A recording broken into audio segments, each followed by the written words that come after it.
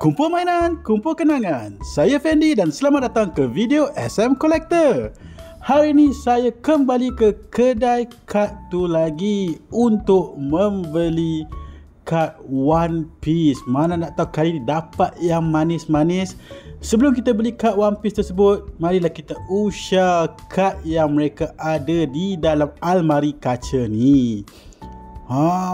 Buka saja dah nampak kad One Piece promo untuk One Piece Day. Jom kita tengok apa kad yang ada di dalam ni.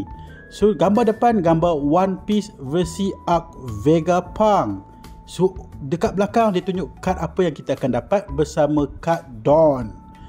Dalam dia memang cantik. Dawn card dia tulis One Piece Day 24 berserta Luffy versi Vegapunk punya arc.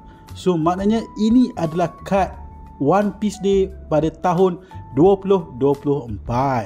Memang cantik detailing dia. Saya macam berminat nak ambil, tapi bila fikir balik, saya kuat ke arah yang 25 tahun anniversary tu lagi. So alang-alang nampak ada 3 saja pack, kita pun ambil lah. Mana tahu antara 3 pack tu ada yang manis-manis. Rezeki di bulan puasa kita tak tahu. So inilah pack yang telah saya ambil. Macam biasa, gambar depan adalah gambar Luffy bersama topi jerami beliau yang telah diberikan oleh Shanks.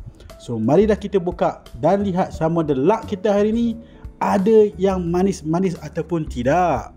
Finally dapat juga kita buka pack ni. Agak sukar kali ni. So kita adjust sedikit kad. So kad pertama kita dah nampak. Kad kita yang pertama adalah Mad Treasure. Kad seterusnya Crocodile. Dan yang seterusnya pula kita ada event kad Gum Gum Giant Pistol. Next kad kita adalah Miskina Olga. Dan seterusnya adalah kad Carrot. Seterusnya adalah kad Rare Hope. Gambar depan gambar Sanji. Memang cantik dan lawa kad Rare ni. So kita buka kita punya next card.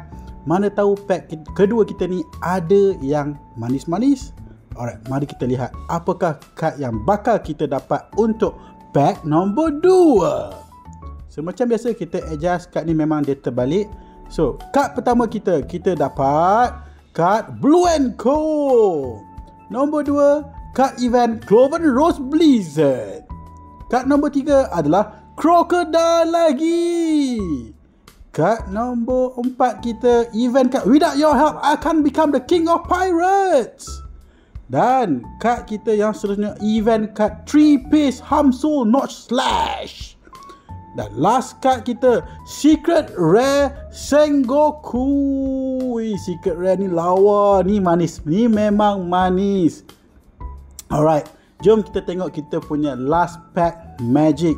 Mana tahu ada keajaiban di pack yang terakhir kita. Seperti biasa kita kena adjust card ini. Jom kita tengok. Card pertama kita untuk last pack ini adalah kad Sarfunkel. Next kita ada Hildon. Kad nombor kita datang dengan Magellan. Kad nombor 4 adalah stage card Thousand Sunny. Nombor 5 kita adalah event card Germa 66.